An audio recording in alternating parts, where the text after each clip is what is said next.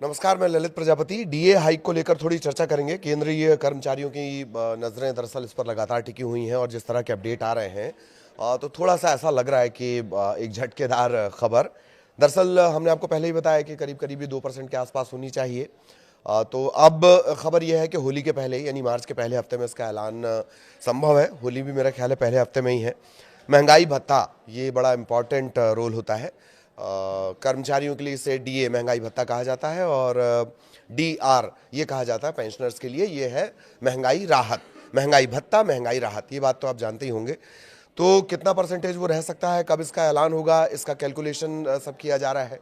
लेकिन कहा यह जा रहा है कि करीब करीब ये मान के चलिए कि 26 सालों में ये पहली बार होगा कि ये सबसे कम बढ़ोतरी डीए में होगी। हालांकि एक बार 1% भी हुई है, वो साल भी मैं आपको बताऊंगा।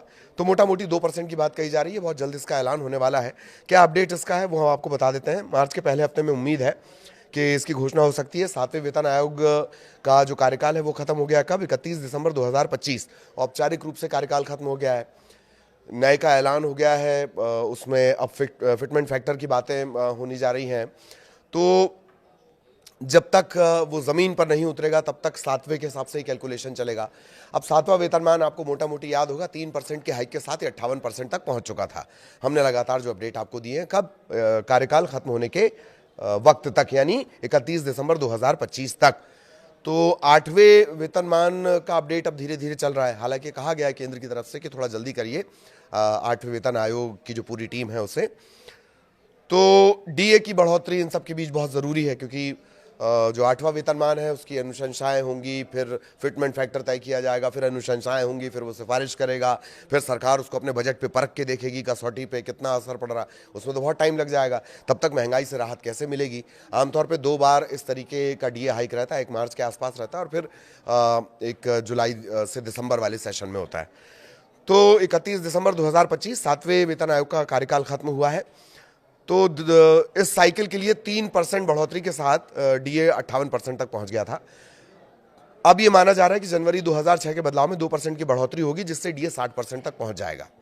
ठीक है, एक ऐसा भी वक्त आएगा जब ये डीए शून्य हो जाएगा। वो कब होगा? जब 8वें वेतन आयोग से जुड़ी जो फाइनल फिगर्स हैं हमारे सामने, जो आंकड़े हैं वो सामने आना शुरू हो जाएंगे।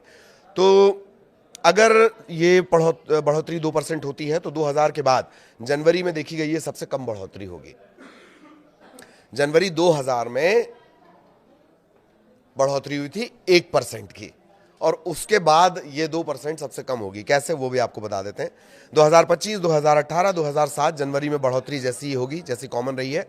और जनवरी 2000 इसमें सिर्फ 1% की बढ़ोतरी हुई थी। मतलब सबसे कम तो 1% वाली जनवरी 2000 की है। अब जान लीजिए, जनवरी 2000 में 1% बढ़ोतरी हुई थी, जनवरी 2007 में 2% बढ़ोतरी, 2018 में भी 2% बढ़ोतरी, जनवरी 2025 में भी 2% बढ़ोतरी।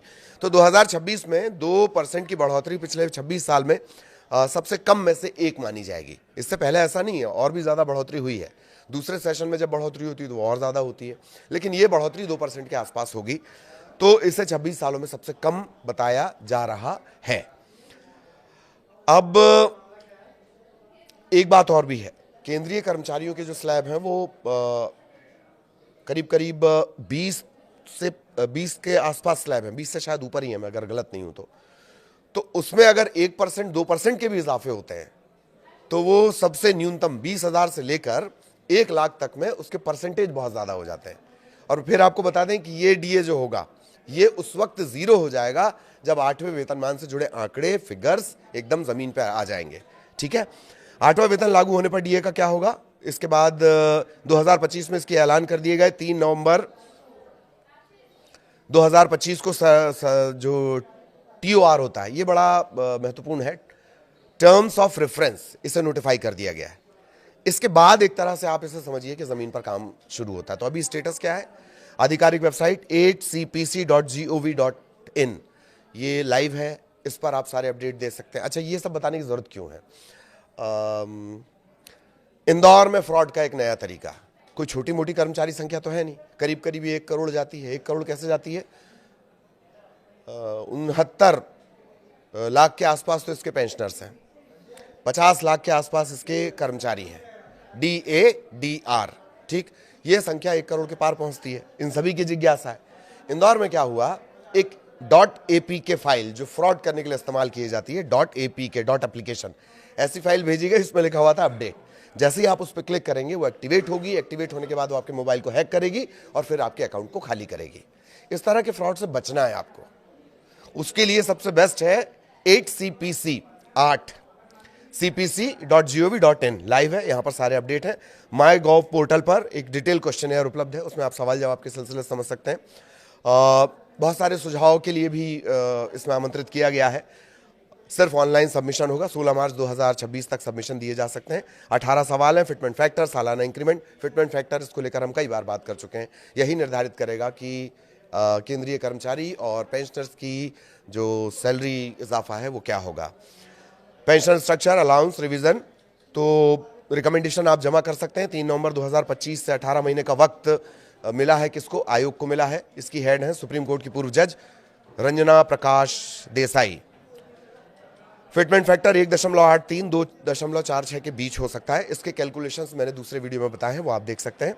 सैलरी में 30 से 34% का इजाफा संभव है। 1 जनवरी 2026 से लागू होने की संभावना है। लागू हो जाएगी, मतलब जितना भी डिसाइड किया जाए बाद में डिसाइड किया जाएगा ना, बम्पर अमाउंट आपको मिलेगा जब भी ये फाइनल जमीन पर उतर जाएगा।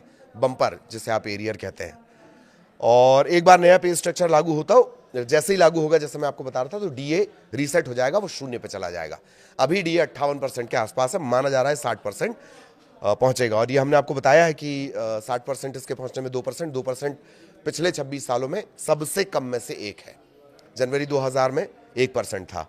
इसके अलावा एक और है, नेशनल काउंसिल एक डिटेल्ड मेमोरेंडम तैयार कर रहा है। कर्मचारियों की मांगों को फाइनल करने के लिए 25 फरवरी 2026 को एक ड्राफ्टिंग कमेटी की मीटिंग होने वाली है।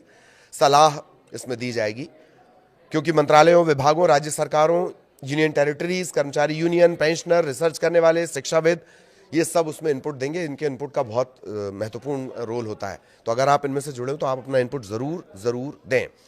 जैसे मैंने आपको आंकड़ा बताया था, 50 लाख सेंट्रल गवर्नमेंट एम्प्लॉय है, 69 लाख पेंशनर्स हैं, कुल आंकड़ा ये है। और सभी का फोकस जनवरी जून 2026 डीए पर है, डीए हाइक पर है। अगर ये 2% होती है तो 2 दशकों में जनवरी के सबसे कम बदलावों में से एक ये होगी। हालांकि जब 8वां पे कमीशन लागू हो जाएगा तो ये फिर से 0 पे रीसेट हो जाएगी और फिर ये अगले जो 5 साल चलेंगे उसमें ये हाइक इसी तरह से होता रहेगा। 2 स्लैब में ही होता है, एक मार्च के आसपास होता है, जनवरी मार्च, और एक ये जाता है जुलाई के आसपास। तो अभी जो जिस हाइक के इंतजार किया जा रहा है वो जुलाई से दिसंबर वाला है। अगर ये 2% होता है तो थोड़े से झटके वाली बात है, बट सैलरी स्लैब अगर आप सेंट्रल गवर्नमेंट के एम्प्लॉयज़ का देखें तो उसमें बड़ा इजाफा होगा, 30 से 40% के आसपास। नमस्कार।